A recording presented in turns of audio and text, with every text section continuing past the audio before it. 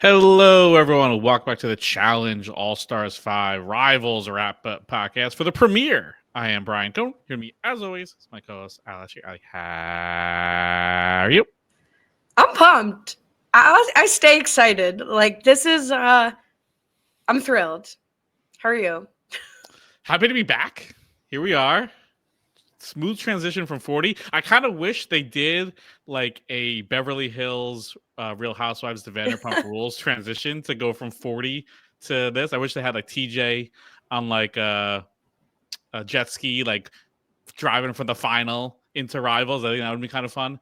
But yeah, here we are back again. All Stars 5 and bringing back the Rivals theme. Excited. Yeah, I mean, I'm excited because, well, that would be incredible because it's one of my favorite parts of Survivors of the past, Survivors past seasons when they used to do that. I think what excites me or is like keeping me going from like what became like a little bit of a slog. I think that's what we're hearing from the street of season 40. I feel like All Stars 5 feels so different, even though we've had some of the same people. The Rivals theme like feels so different from season 40 that it's like new and fresh, even though it's not that new and not that fresh. Yeah, I mean, it's, they're continuing things from last Rivals, obviously with the Adam and Steve at all. They're pulling things back from like vendettas and other rivalries. So yeah, I think it's, it's a fresh cast for the most part. Like really only we've seen Devin recently. Other people were kind of cut out early or other seasons. Amazing that some other people back in the mix. So I think it seems like a good group. We don't really, again, classic challenge fashion. We're one episode in. We have no idea the game structure outside of like the stars thing to make the final. So that's fun. But we'll see. We'll see how that goes. Yeah. Also, like if you tuned in to the YouTube because you were like, oh, last time there's a presentation and 2 times ago Brian had a new background, like tune out. Nothing visual is gonna happen, and like, ooh, let's tune out. Rough. Mm-hmm. Like, this is an audio only podcast that will be coming to YouTube this week. Yeah, no fun gimmicks we got right now, which is okay. You don't want to force it. It's got to be when it's appropriate. And right now, there's nothing shifting in the world. I just look like I'm coming to you from the dark, so don't that makes more people want to tune in. Okay, anyway, speaking of hot, TJ I think has made his hottest entrance of all time. Like, it wasn't connected to the end of 40, which would have been sweet, but this isn't quite date night TJ, but it is something. He looked good. This is like high school heartthrob TJ. He came in, took off his like helmet. We had the wind blowing in his back. He had the sound effects. Or not the smoke effects, I should say. I kind of forgot coming off 40 that did feel more serious. I forgot how fun they make the editing of All Stars, and we get it right off the bat with TJ. They have the flashback of like Adam and Steve being from the 40s. Like, I forgot the vibe that is All Stars, and they hit it right off the bat, right to start with, and it's just so much of a lighter show that, especially coming off of 40. Totally. I'm glad they've kept that up even in the move to MTV. I don't know why they would change it, but like, glad to see the same vibe, all vibes. I'm curious how like the music, because like the music was also like an incredible thing of All Stars 5. I wonder if that, or All Stars period, I wonder if that will continue with the move to MTV.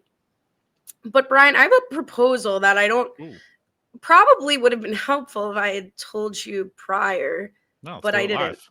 So can we recap this episode like team by team? Okay. Until we get to the challenge, right? Because I feel like in a typical like first episode, we didn't do a preview. In a typical first episode, they kind of like bounce around before they like intro the teams. I feel like it would be helpful for my brain if we like talk about it team by team. In any structure, should we just do a quick draft, like live of like anything, or like our classic must lose and go in that order, or we just like pick a pair and talk about it? No, I don't want to do a draft. Okay, so let's pick a pair and talk about them. Don't at me. But you mentioned Adam and Steve. They're also first on my list. So let's talk about Adam and Steve. Can we give, what about this? Because I could hear everyone being like, Allie's so unfun. Like, Brian wanted to do something on the fly. She was like, no. What if we give like a rivals ranking? Like how legitimate the rivalry is and factor in how much we think that it will impact them as a team. 5 being they're screwed and 1 being they're best friends and there's no real rivalry here. Okay. Yeah, I like that idea. Okay. So Adam and Steve, this is like the freshest rivalry. We see this coming off of Mhm. All Stars 4. For anyone just joining us, basically, like, they were working together, and then Steve stole Adam's star. And I believe we thought it was entirely justified at the time in All Stars Yes. 4. I think so, because I think at the time he almost had like no one left to choose. It was like he just kind of had to do it, and uh, Adam took it quite harsh, as seen in the confessional, which kind of downplayed how harsh he took it. I know they had like the clip of him saying like sit and spin, but it was much worse than that. I think he basically said like you are the worst person in the world. No one should be your friend. You should have no one in your life, and you are despicable. Something to that effect. So, in terms of the actual rivalry, I think coming into this, like I would give it a solid like 3.5. I think more so from the Adam side. I think Steve was like probably like I don't really think about Adam, and Adam was like I hate you.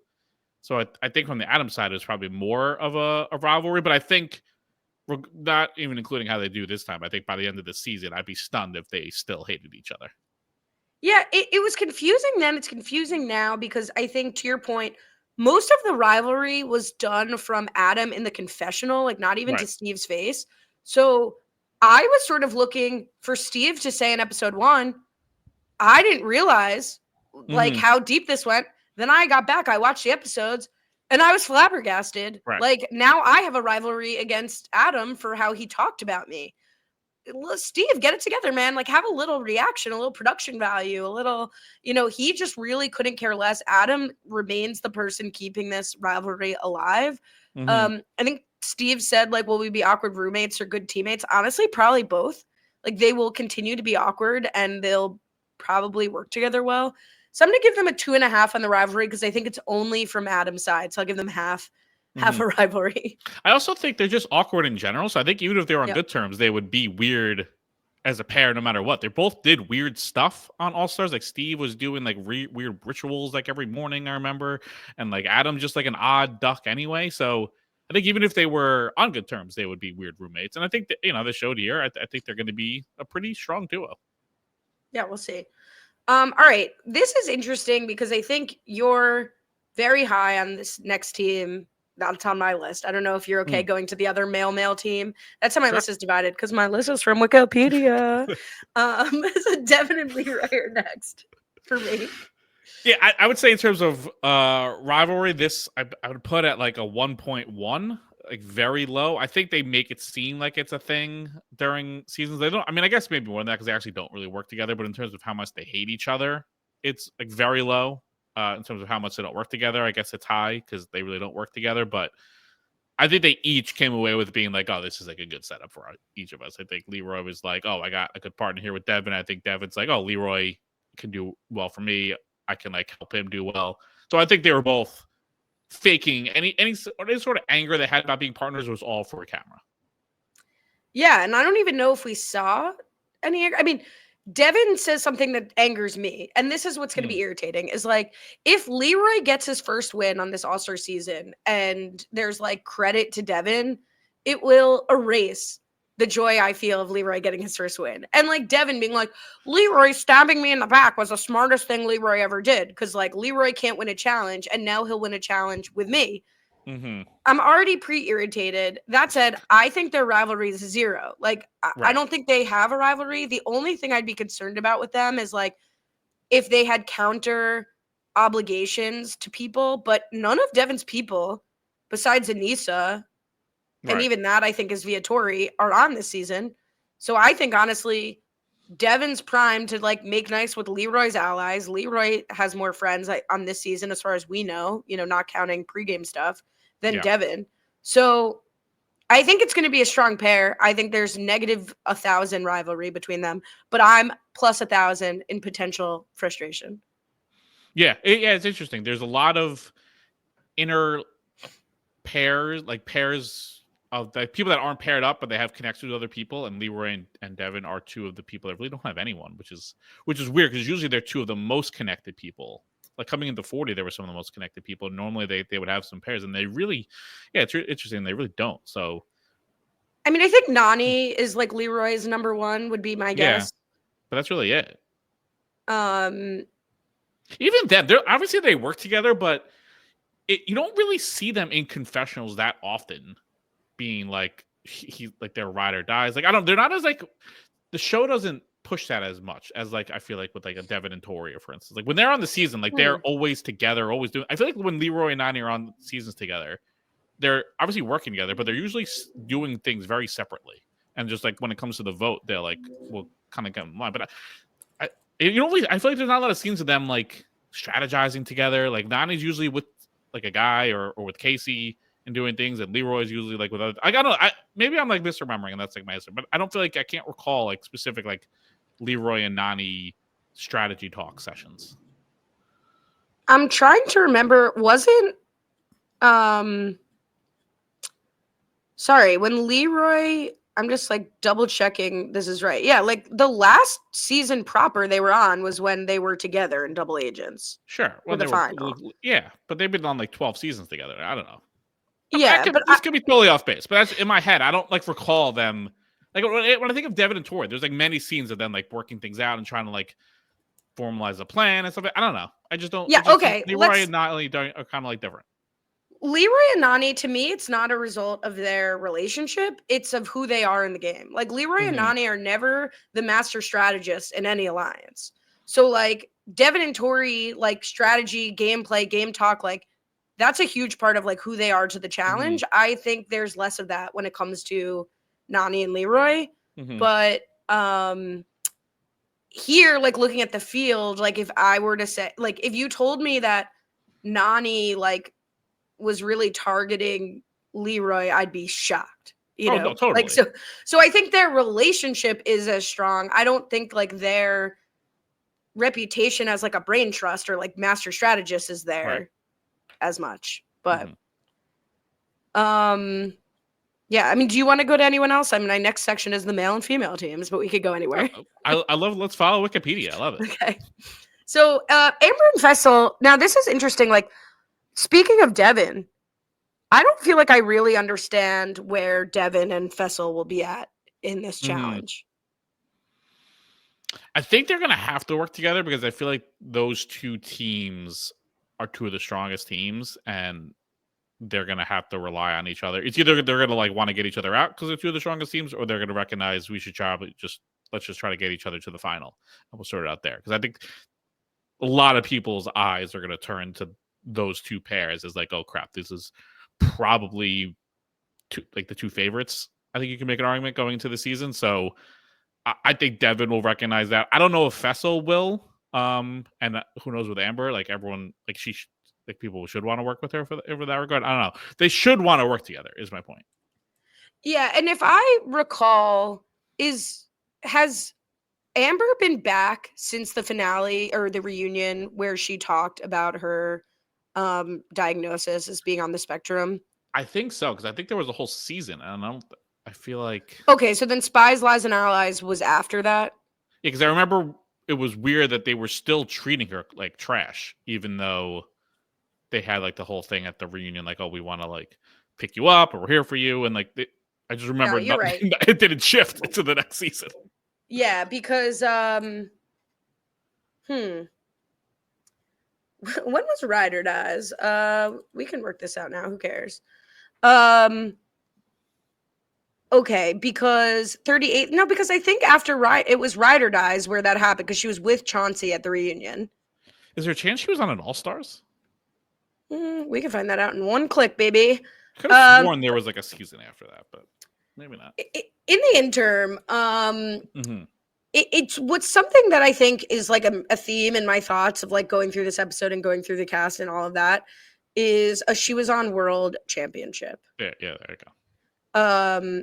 So I think like a lot of these people, especially the people who still play in the main franchise, are not here with their normal people and are here with people they've either loosely worked with or loosely worked against, but they're not with their like sworn enemies, you know? So like it will be very interesting to me to see how All Stars 5 relationships inform the main franchise moving forward. Like it comes up for me with Ashley Mitchell and Aneesa, with Fessy and Amber and Devin, like how will the people Big T, like the people who don't always work together in the main franchise, now being here without their main people, like how will that change the ongoing dynamics, if at all? So I think that's something that'll be really fun to watch. Yeah, because there's some like core people that obviously will be back for 41 and beyond, but you can make the case there's a lot of people that are not challenge proper people. That is only like a few people you can guarantee, like you said, like Devin, Aneesa, but even people like a Big T, Melissa, even Ashley, Leroy. Like in my head, there's no guarantee they're a challenge proper ever again. No. So there's really only a few. Like a lot of this stuff might just live in All Stars. Yeah, I mean, I don't think there's a guarantee. I just think those people aren't like completely off the conversation yet. Like they're people who have recently swung in both places, like Fessy and Amber. You know, like is Amber B gone forever? I don't know. And part of that might be because she's a new mom. Here's something. Somebody let me know if Chauncey and Amber B are still together, because like I think they're not, based on their Instagram. Really? Like Amber like wished Chauncey a happy birthday and was like, "Happy birthday. I hope you enjoy your day." It didn't seem like romantic. I don't know. Maybe not. I couldn't find any articles about it, so maybe I'm crazy. We can look it up. Who's the next pair? Well, I looked it up and I didn't find anything, so we can't look it up as easily as perhaps you think. Do we like that she didn't have to be introduced as Amber B, or should she still have been introduced as Amber B? Like, is she always Amber B? I'm fine with her just being Amber, especially with the two Ashleys. Mm-hmm. And the other Amber we'll never see again, so. I mean, there was a post from January 6th with them together. They were together in the birthday. Is that the birthday post with the baby? Yeah. I mean, they're together on New Year's. Read the caption and let me know what you think. Let's see. Wishing the happiest birthday to my best friend and best data ever. We love you loads, Chauncey, and hope you enjoy your day. I don't know. That feels like they're together. Okay. Good to know. Felt a little friendly. I guess it's possible. Okay, sorry to start rumors. Sorry to start rumors. Very curious. I mean, no mention of him in this episode. Right. All right. Well, hopefully, as is the purpose of All Stars, we'll find out what our faves are up to. I do think, not to completely not talk about Amber and Fessy together, I think this is an excellent team, like huge threat potential for the two of them. Yeah, absolutely. I mean, they come out at the gate strong. There's no reason why they shouldn't be in a final and do pretty well. So, yeah, no doubt. Let's go to some X's. This is hot and steamy. Ashley K and Dario. Shock Unbelievable. Unbelievable to see Dario. Wild. And I'm here for it. Right off the bat, he's in the mix. Are him and Ashley gonna get back together? Like, that's like the vibe. I mean, Ashley, they said Ashley has a kid, but it didn't.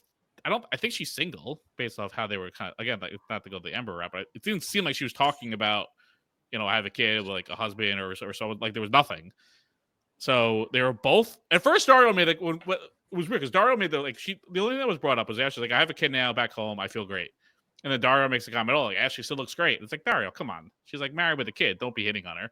But then, like, Ashley is also like, I don't know, Dario still looks great. I don't know. We have this like weird flirtation thing. I was like, wait, what the heck? Are they gonna get back together?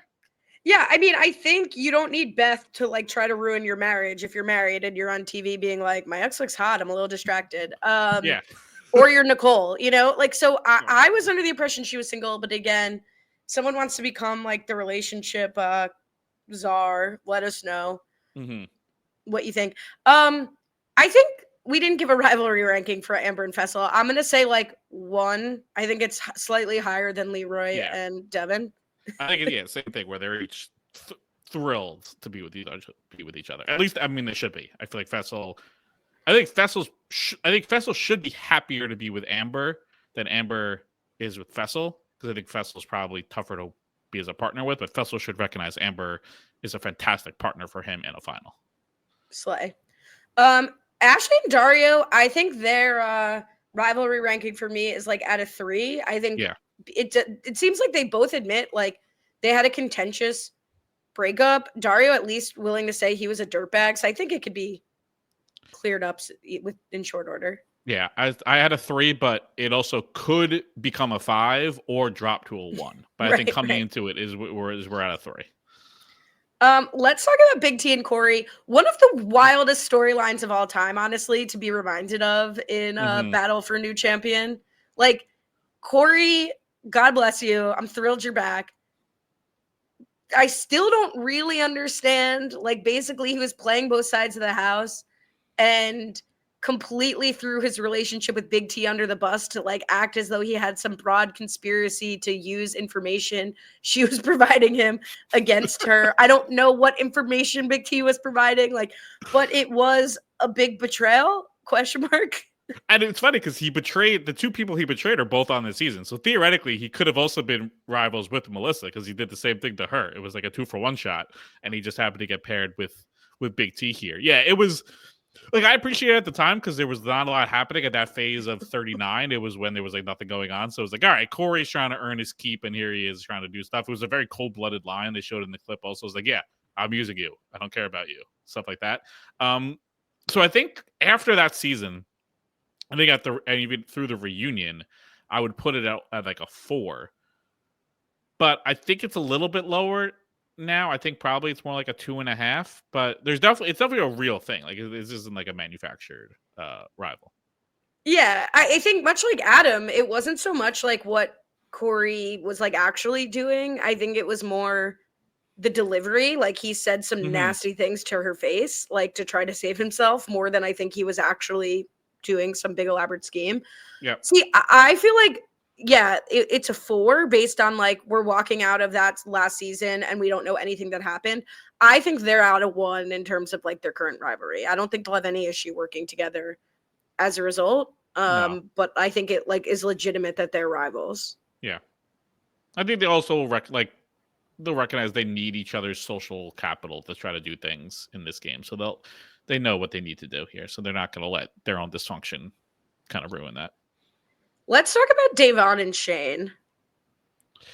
Yeah, I feel this is one where I'm glad they showed a clip, and I still don't really exactly know what the rivalry is about. But this seems like the type of pair where if this was 5 years ago, maybe it would have been like a 4 because it did seem like they kind of hated each other. But I think they've each have moved on so much at this point that it's like a 1 or a 2, and I think they're both happy to be back and a decently strong pair as a duo. So I think they recognize they can do pretty decently. But I don't any confessional about them struggling as a pair. I think is mostly for show. Yeah, I think they, again, kind of like Big T and Corey, like they had a legitimate big fight. So they are legitimately qualifying as rivals for the challenge. So I think that's fine. I'm going to put them at a 2 because I don't think they have any beef between them at this point, or Mm-hmm. certainly not that either one of them wouldn't put aside for the game. But I do like think they're both strong personalities, and depending on who they link up with in the game, could like be in a oh god, who's Kiki's husband? Danny. Danny and Tori situation where like they would get along fine, but they just see different directions for for their games. But I almost I said just think Devin, by the way. Thinking that's already the one. I think it's just that's funny. I think it's like what caused them to have a fight in Final Reckoning could cause them to have a fight on Sure. this season, but I don't think their fight on Final Reckoning will cause them to not work together. So I'll Mm-hmm. put it at a 2. I just love seeing Devon back. I love Devon's clap for me. Like when she gets called like a better Jeb Bush, please clap. Like I just was Mm-hmm. like, yeah, applaud for Devon. Yeah, I think her and Dario are the top 2. Like, wow, they're back or they're doing a season again. People, I even know Devon's obviously been in this world doing the challenge main podcast for a few years. I didn't think she would ever come back. Obviously, All Stars for the production schedule is probably a lot easier for her as it is for everyone else, so that makes a lot more doable. But I thought she'd be done. I feel like she's had a lot of quotes. Obviously, we don't take reality stars quotes as gospel, but I feel like she said a lot of times like I'm never coming back. I'm not doing this stuff ever again. But I'm glad it doesn't mean anything because I'm glad she's here. This is actually a very interesting point. So, like, obviously, it will be interesting to see what relationships Devon has through doing the podcast that we don't really necessarily know about as an Yep. audience yet. But also, like, has Shane been on the official challenge podcast. Is there Wikipedia for that? We can scroll through. I Google searched it and only like Challenge Mania appearances have come up. That doesn't necessarily mean anything. It might not be that he's been like relevant on a season to have on. I feel like they usually have people who were on that season. But if the relationship czar wants to let us know. Positions open. People can apply. Yeah. The application process would be very easy. First in.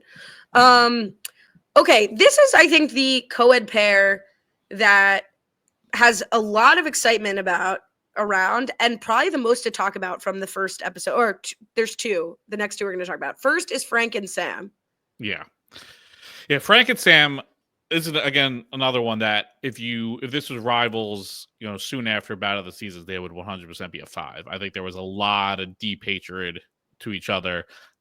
I think at this point coming in, it's like a sizzling 3. Where I think they've each talked about growth that they made, especially Frank talking about how he's a much different person compared to what he was during his like few season run on the challenge. So that remains to be seen. It seemed like he was doing his best to try to be a better person in some of his confessionals and working with Sam. So maybe that's going to be the case. But this is, what is it? A tiger doesn't change his stripes. I think in this hostile environment, I think there's going to be some glimpses of the old Frank, and I think Sam could be on the recipient of some of that, especially if she's not in better competitive shape than she was on Battle of the Seasons. I think that could unfortunately be stuff that brings out the worst in Frank. So, yeah, I'd say it's like a 3, 3.5, and at various moments, it can easily hit a hard 5. Yeah. So, again, I feel like Shane and Devin, where I feel like the situation that occurred on Battle of the Seasons no longer causes animosity between them. Like, could the two of them go out to dinner or go to a bar? I think yes. Like, I don't think they actively hate each other. But could the source of that rivalry rear its head again? And does it seem like it probably will? Absolutely. So I think a sizzling 3 is perfect. I will say it was awesome, I think, to see Frank's package of like, we've talked about this with CT, right? Like, this is where the challenge being over the course of 40 seasons and all of these decades where we're seeing the same people come back and grow, where the challenge is almost at its best, right? Like Frank coming back in 2025 and telling us like, I'm reflecting on who I was then. I used to get into these physical, toxic alpha male altercations because I was insecure. Now I'm happy with who I am. I'm married to this great man. I'm pursuing this career. And now I'm back a happier and better person. Wow. That's inspirational. That's beautiful. But we'll see if the thrill of the competition brings out a different side. I hope not, right? I hope we continue to see, the Adam 4.0, right? Like the Frank 4.0. That the edit would suggest potentially otherwise. We'll see what happens. Yeah. It's easy to say that, preseason and confessional, and then when Sam is saying, she wants to quit after doing the mud bath, and there's like confessionals of, him, basically like steam coming out of his ears, being like, "I'm being a good partner. I'm not saying anything bad right now." Like, let's see how that lasts 3-4 weeks in, and they're in the heat of an elimination. That's when the metal meets the road. And like, I think it's fair to be frustrated with your partner's performance for whatever reason. I think there is a reasonable amount of frustration of like, you took time out of your day, out of your life to come here, and you're partnered with somebody that changes your competition ability for whatever reason. They're terrible at puzzles and they have to like do the math equations and you're tied up and you can't, like whatever the challenge. They're not as good of a runner. They're not as good of a swimmer, right? Like we see this all the time. It's the nature of the beast. For me, it's okay if Frank gets frustrated with Sam or vice versa.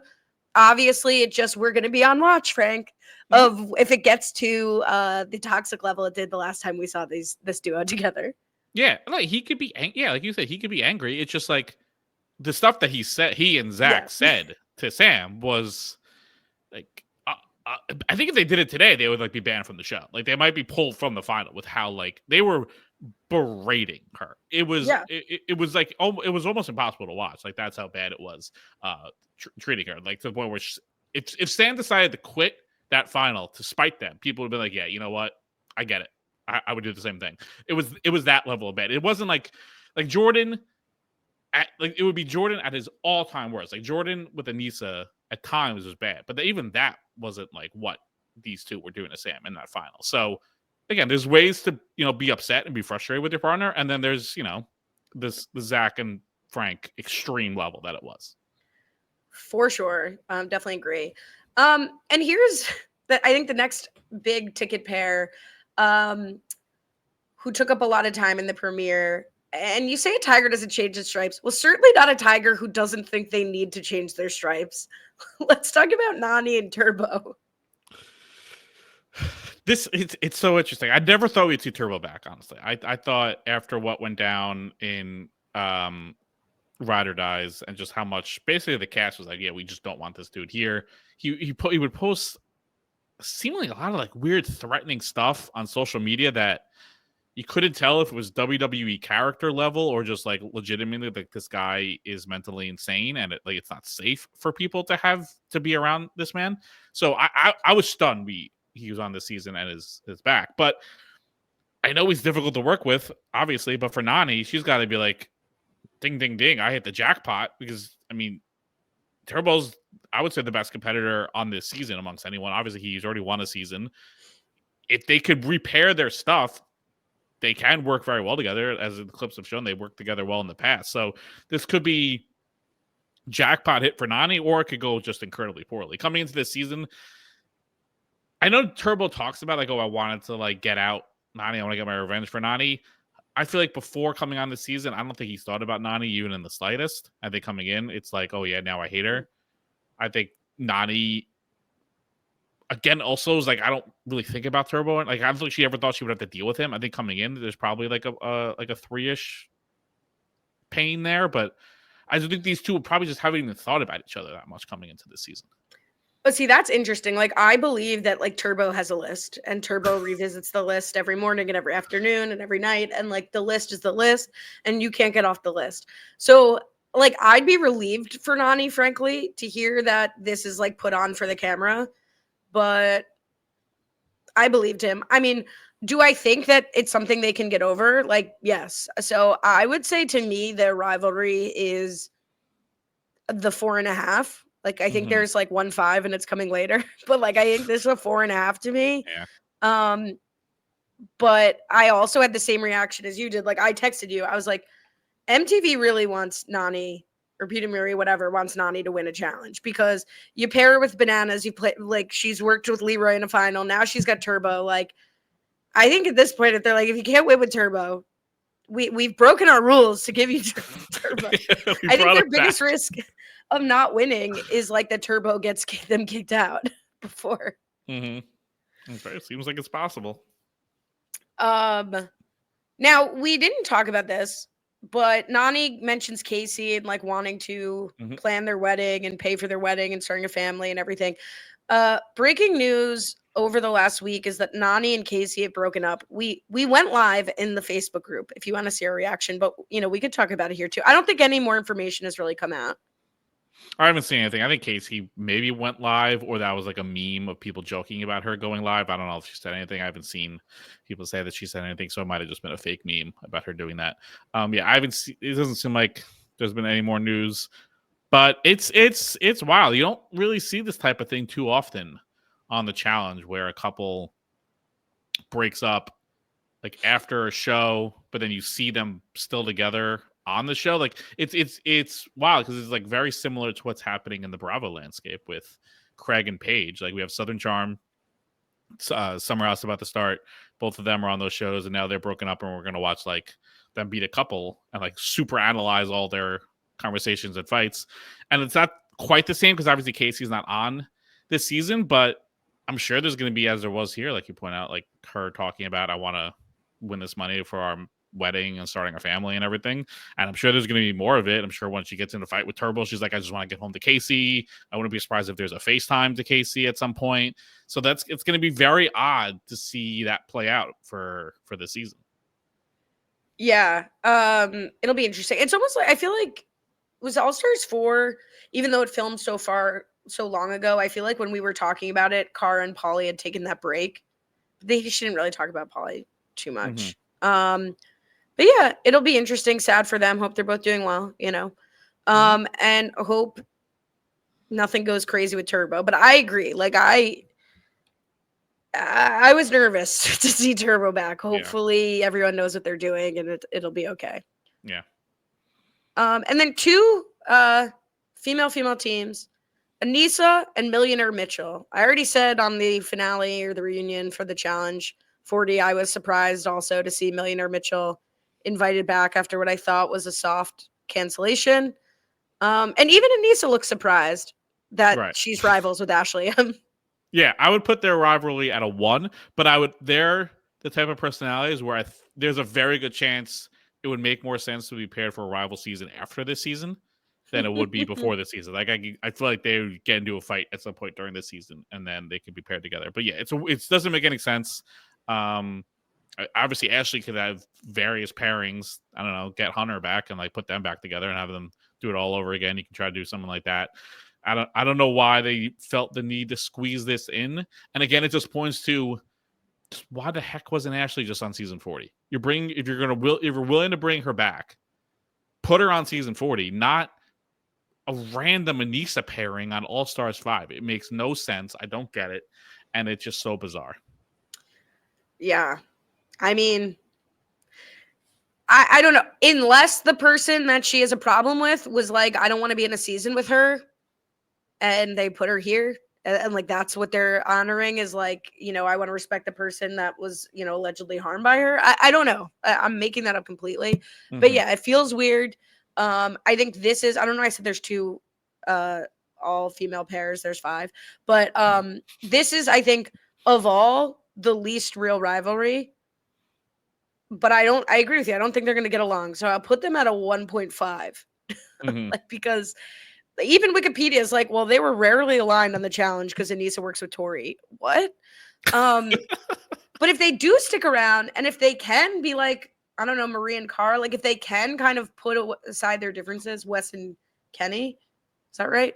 Like if they can be rivals who put aside their differences on a rivals, or people who just don't get along, who put aside fake differences, and they last, I'm curious how this will impact sort of Amanda and Tori, like their greater extension. Because I do think they have badder blood amongst their friends than a Leroy and Devin. Yeah, that's I would say that's more accurate. All right. For me, this next rivalry, this is my 5. Beth and Jan. Yeah, this is the most uncomfortable one, for sure.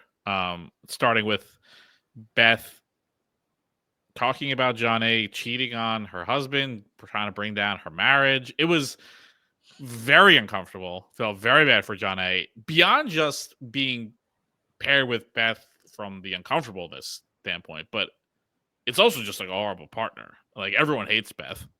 No one wants her in the game. She's gonna be an immediate target, and she's not even that like good at stuff. So I'm gonna enjoy Jan on my screen for as much as we can because I would be stunned. What it is? So this is at the end of January. If Jan is still on my TV screen in March, I would be flabbergasted. So I'm gonna enjoy her for however long we can get her. That's like kind of halfway through the season. Then I'll rephrase. I'll make it even more definitive. If she is on my screen after Valentine's Day, I feel like even that would be surprising. So, yeah, this is almost like too real of a rivalry. It's like if you had like real exes who like still were upset. If you had like Dario and Ashley like a week after their breakup. Yeah. This was messed up. And to your point, everyone hates Beth. Like TJ just is like, how are you, Beth? And like she gets scoffs from Sylvia, Jan. Like I think this is really bad. I think also what's bad about it is like a really bad rivalry. I mean, Beth talks to Shane and is like, well, the good news is she worked it out with her husband. Like, but was it even really my fault? And then she put some BS apology to Jan. Like, sorry, I used my anger in the game and like, sorry, I lost my cool. But she's not really sorry. So I think this is only going to get worse. I think Jan is very well liked, but also like a very big threat. And if a very big threat is paired with a very unliked layup partner, it's a recipe to go into elimination it's like, sorry, Janae, we hate your partner and you guys are toxic together. I don't know. So I feel bad for Janae. This is a tough break for her, but it's getting my 5. Yeah, 100%. This is the strongest 5 of any pair going into the season. It was crazy that Janae called what Beth did attempted murder. Like, I think what she did was very serious, but it was not attempted murder. I thought she was about to tell a second story about like Beth showing up to her house, like confronting her, and it was like, no, still what she said. Like, like bizarre, very intense. But yeah, attempted murder feels a chilling effect. All right, let's go to Kellyanne and Sylvia, because while I would think they like don't have any real rivalry, they sold me that this is like a 4, that they just genuinely hate each other. And this is another one where it feels like it should be a 1 or a 2, but maybe by the end of the season it's a 5. So I even the flashback, their rivalry was Sylvia was hating on the way Kellyanne was celebrating a win. Okay, it's taking away her shine. Sure. So it's a weird one. But I was sold. I think they hate each other. I don't know.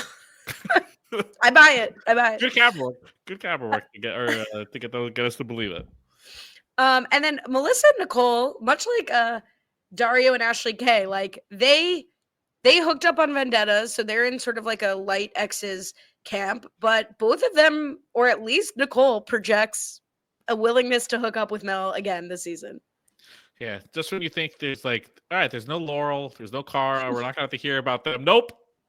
Get this flashback of Laurel right in the premiere. Hopefully that'll just be it. But there's no escaping the web that those two have caused over the years. They seem like they're gonna hook up. Come episode 3. I think by the time Janae's out of the house, these two are hooking up. It is quite amazing that like Nicole is like looking to camera with a straight face and being in the confessional and being like, I have a girlfriend. We're taking things slow. I want to do things differently this time. But like, if you put me in a room with a blonde woman, what do you want me to do? Mm-hmm. Like, I'm gonna do something. So it's like she can't even get the words out of like, I'm gonna be loyal to my Mel. Like, it's incredible. My girlfriend looks good, but Melissa looks better. Melissa looks here. It's just like it's like quite unbelievable. And then the last pair is also the last pair assembled: Katie and Veronica, the rivalry that invented rivals. Yeah, I mean, obviously it makes sense. I kind of forgot that they won like an award for their fight. Pretty cool. I don't know why they weren't paired. I guess the timing of it hasn't happened that they couldn't be paired together on like Rivals or Rivals 2. It's amazing it took like this many iterations down the road for them to be together. I wonder who Katie's original partner was supposed to be, or was Veronica's flight just delayed and they were making it seem like something else, or like it was a passport issue, CT style. But I feel like there was a different partner. Be a weird thing to lie about. Yeah, it's weird because I tried to figure this out, but like too close to finding spoilers if you're like poking around too much. You don't want to start Googling like Katie All Stars 5 and then all of a sudden. Yeah. So I couldn't find anything like obvious, but again, if the relationship czar wants to let us know, that would be appreciated. It does seem like surprising that you'd have another choice for Katie that's not Veronica. Like, it's such an iconic rivalry that it did make me think like she just got delayed, but agreed with you. It's weird. Whenever someone else has like arrived late, I feel like they've said someone's flight's getting in late, which is also strange. But in any case, I'm excited for them. I'm a little worried about the two of them, like whereas all the other pairs I think have more balance. I'm worried about Katie and Veronica's like physical abilities in the challenge, the two of them compared to the other pairs. Also, did you say you forgot they won Best Fight? Like, were you plugged into the MTV Reality Awards? I didn't even know that was. No, but I feel like that's been talked about their history, and I don't know. It's not a factoid that is stuck in my brain. But I was not watching the MTV Awards back when I was like 7. Okay, but also like they called it the MTV Reality Awards. I can't even find that was a thing. Anyway, the awards czar wants to look into that. No. So we find out some interesting things about the challenge format, and then we don't find out a lot of things I'd be interested in. Yep. We find out. So TJ lays it out. So there's $300,000 up for grabs. No semblance about who wins what, but you could probably do the math. For it seems like it's a first, second, third thing because it doesn't usually specify just one winner. So you could probably do proportionally who would take home what. That's the first thing. He kind of lays out specifically like these are the partner. Your partner is locked. Like you're going to elimination together. You win dailies together. You're going to the final together. So I don't think there's going to be a circumstance where they're breaking apart, doing different things, going solo. So I think these are the pairs through the season, which I appreciate.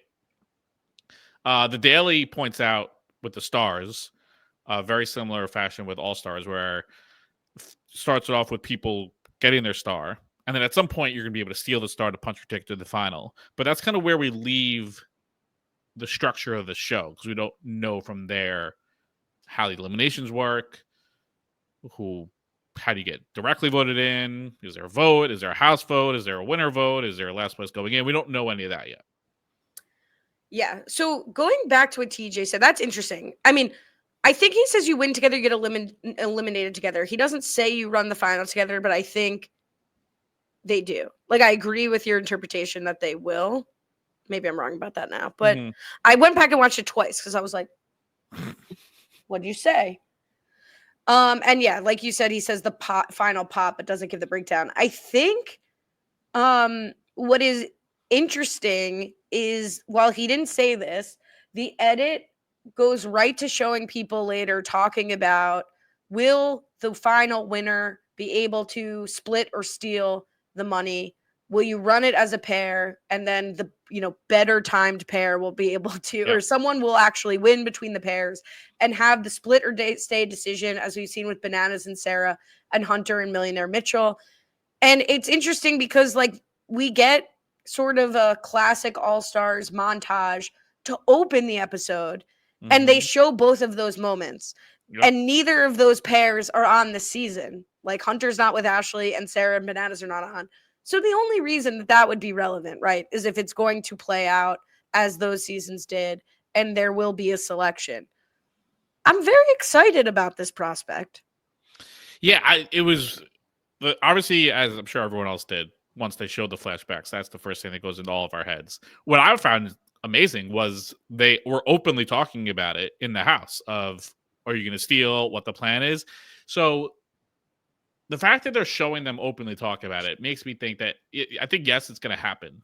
But I wonder if they'll try to do a twist on it to a degree of like, I think it's like the Prisoner's Dilemma type thing. But there was like a dating show where it's like, you can, if you both choose friend steal, or foe. Yeah, not a dating show, but friend or foe. And also maybe, Love Island does it, but it's fake on Love Island. So I wonder if they'll do something like that where it's not just the winner gets the pick. It's like they each get the pick. And if they both choose share, they share. If one chooses steal, they get everything.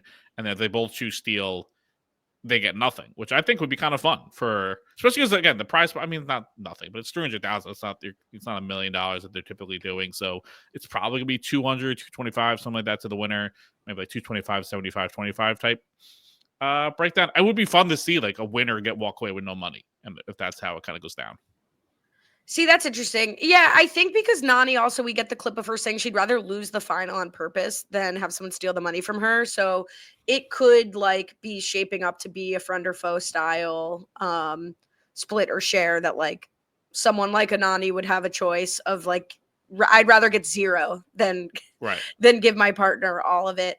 See, I would not like the winning. I would not be satisfied if the winners both picked steal and went home with $0. I actually think I'm clamoring for, and I won't speak for the audience, I'm sure I'm the only one who feels this way. I'm clamoring for a rivals pair to not to split the money. Like, I think that would be, not to be all kumbaya about it, but like, I feel very unsettled by the continued discourse with Hunter and Ashley and Bananas and Sarah. And I think for closure, like the audience would enjoy like an actual rivals pair splitting. Obviously, this will depend. Like if Leroy and Devin win, it would be absurd for either of them to steal. Like a lot of this is baked in to how rivalrous the actual pair is. And I think based on our breakdown, most of our scores were on the low side. So we'll see. I don't think, other than Beth and Jan, that anybody like really hates each other as much as like a Hunter and Ashley. Now, if Frank really gets into the Sam thing, maybe that would be them.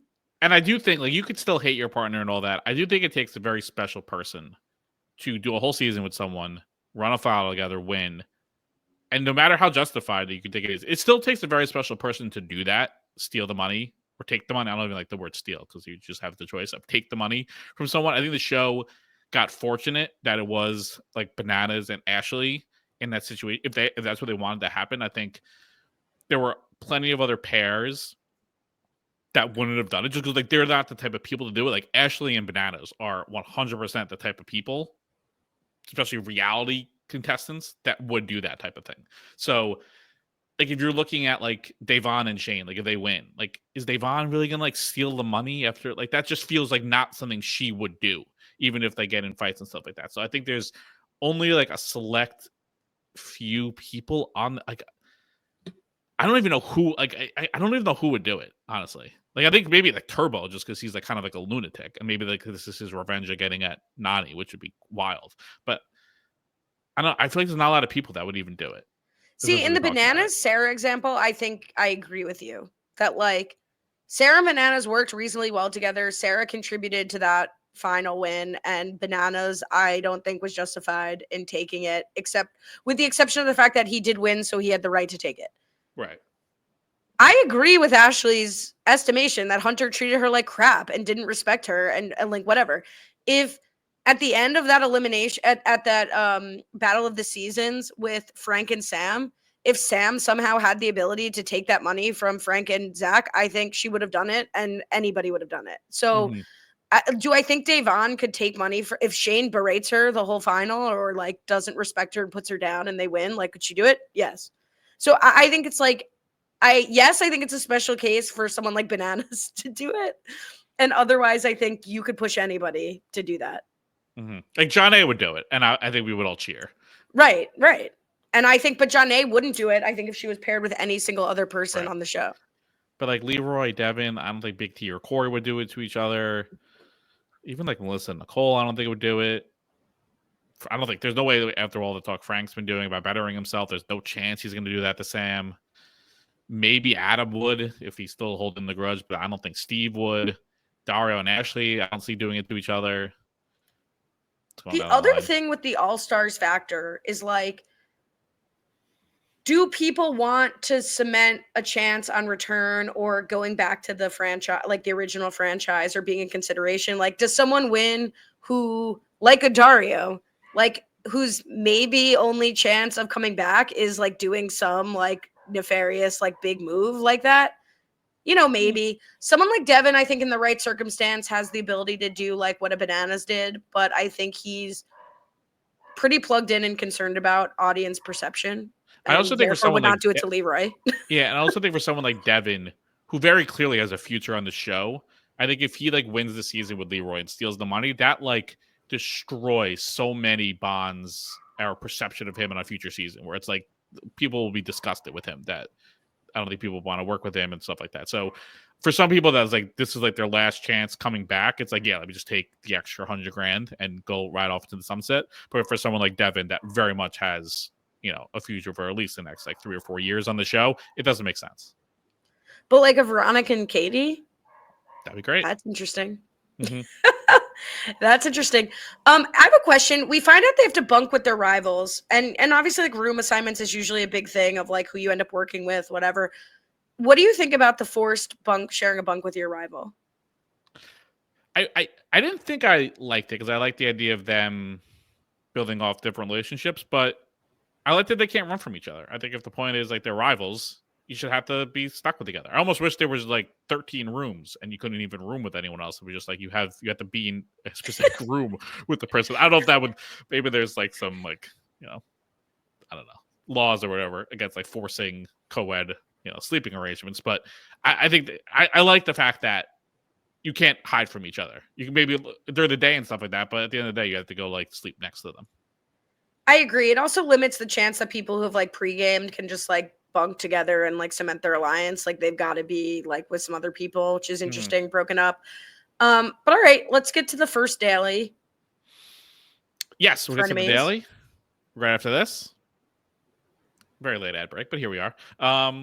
Just very quickly, also before we do that, because there's not much after this. Very funny. Right before, or they were right when there, TJ was like sending them off to the house. There was Leroy had a throwaway line being like, "If Jordan's here, I'm leaving."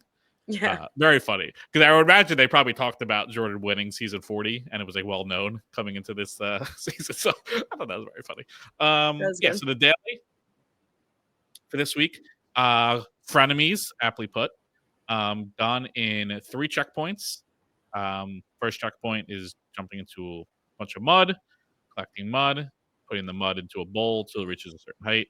Then you're transferring ice cubes into a certain cylinder until the ball reaches a certain point. And then you are transferring balls on a gurney, collecting 3 sandbags along the way. Yeah, I was like, surely there's a better word for that than like gurney, but I guess like that's what it is. So obviously, me paying attention to the least important part of any episode of the challenge, the silhouettes were back, which I was so pissed about. However, I have some good news. Okay, because I didn't think about that, so please fill me up. Okay, so the silhouettes, for anyone who's new or whatever, doesn't think about stupid things, you know, they showed every episode in All Stars 4 a silhouette of whoever won, and it was very easy to determine who the silhouette was of. So I'm like, oh shit, the silhouettes are back. No one's listening to our podcast. And I was like trying to figure out predictions of who would win. Mm-hmm. And then I watched every time they populated the silhouette. And what is incredible to announce is that they are not using the silhouettes of the pairs on the show. They're just using silhouettes as placeholders. But what is fascinating, I think is fascinating, is I can't prove this, but I am nearly positive that they're using the silhouettes from last season or some of these people and mixing them up. But I promise you, I saw Ryan Kehoe's silhouette in the group of 8 silhouettes, and Steve's too. But they didn't use Steve for when him and Adam like did win. So right, and it wasn't with Adam. Okay. So like keep watching. Like I promise you, I took a picture. I sent it to you. Like I promise you, I'll run it by Matt Lagori. I saw Ryan Kehoe's silhouette from last season. I feel like this. I'm giving you the full credit for them adjusting this. I during All Stars, I don't recall anyone else talking about this. I think you were all over it. So I think the production listened to us was like, crap, we need to change the silhouettes on these winners. Got to change it up. So I'm glad they heard. But I like this challenge. I thought it was like a good introduction. Everyone going at once, love it. Mm-hmm. You know, physical, but I think equalized enough that like in theory your gender didn't matter, you know, whatever. Although I guess no like puzzle. It was all like physical or dexterity. I did think the last stage felt very anticlimactic. It was just like, all right, just get to the end and you win. Like there should have just been, I don't know, toss the beanbags into a bucket, even like do something with the beanbags, just as like a dramatic. All right, we finished. It was just very much all right. Just drop the gurney and you win. I right. It would have been like one extra final punch. Well, punch would have been nice, but it was fine. Yeah, I thought the ball was going to become like a table maze, and that would have been good, I think, too, like to like equalize it a little bit from the physical. But we do see some interesting results. Maybe not the teams I would have necessarily thought would be the front runners. Adam and Steve really dominate. Adam, exceptionally annoying here in the confessional, and he's like, that just proves Steve shouldn't have gone against me because one of us would have won. Like, well, if anything, that proves he definitely should have gone against you because you would have won. Okay, wild move. I didn't understand that at all. Yeah. And then second place, Devin and Leroy, followed by Ashley, Kay, and Dario. And then in fourth place, Turbo and Nany, barely squeaking out Big T and Corey. Very close. Very close. I was surprised, to see Fessy and Amber not really in the mix. But other than that, these 4 would probably be 4 of like the 5 or 6, I would say, most likely to win this season people. So I guess that I was not too surprised to see these 4 win. I'd say the bigger surprise was that it just ended after 4th, that there was no last place. It was nothing. And I almost wonder, like, so the top 4 finishers all got stars. And we go into next week, are we just like restarting the cycle? Are we just, do you think we're just jumping into a new daily for next week? Or like, because they give no semblance how an elimination would work. So it'd be wild if like the winner voted someone in and then there was a house vote. The fact that there's no daily push to come up with people into elimination, I feel so weird. So I feel like episode 2 might just be a restart, and we're just doing a new daily, and like we're gonna find out the structure next week. I mean, that's interesting. I'm trying to look up if there's anything like online about the format, but it's a really good point that I kind of just assumed we'd like the winner would like have the authority and then like we'd go from there. But you're right. TJ would have set that up like before. There's no Right. reason for him not to. It doesn't change the to be continued if we know what's going to happen. So I guess, yeah, in theory, it seems most likely that we're going to have a second daily and there's going to just be one winner, and then like that's how they need to flesh out the 5 with stars. Sorry, the 4 people having stars. I wish they had like called it sort of like a star Like or star qualifier or something. The star invitational or something. Yeah, Just, make it something like that. Because it was weird. Because even like there was during the daily that I think I don't know who, maybe it was like Frank or Fessy. There were a few people saying like, let's just we just can't finish last. But then it just ended, so there was no last. So it was like that was very odd. Yeah, I don't know what they would do going into next week other than restarting it. Here's a question, and they talked about this a little, but like, do you think people should have thrown this challenge? It's very few people. If I think no one kept their star who had it originally on All Stars 4 for the final without being challenged.